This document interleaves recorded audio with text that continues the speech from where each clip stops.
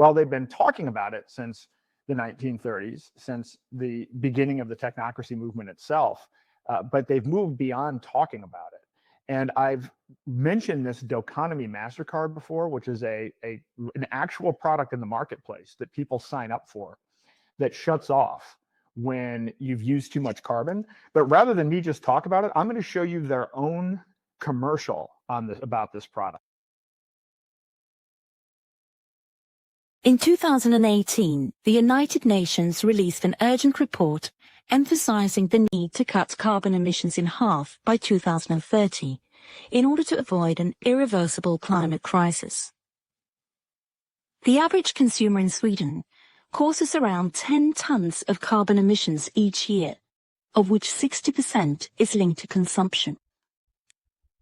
Later in 2018, Doconomy, a Swedish fintech, took on the challenge and launched Do, a mobile banking service for everyday climate action.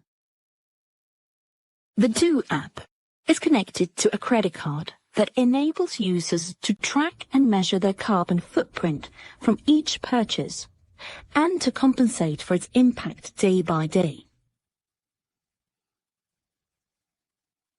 This spring, Doconomy took its fight against climate change one step further by adding a premium credit card to its offer.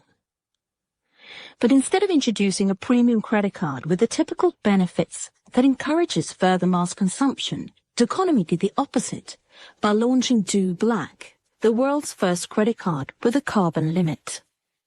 Simply put, it's the first credit card ever to stop you from overspending.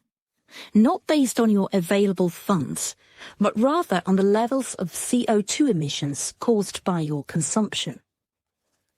DoBlack helps you track your climate impact and ensures that you reduce it by 50% in line with the UN 2030 recommendation. The core purpose of DoBlack is not only the ability to measure the impact of your consumption, but also bringing it to a direct halt, making it a radical tool against climate change. For years, credit cards have put a limit on our credit. DoBlack puts a limit on our impact.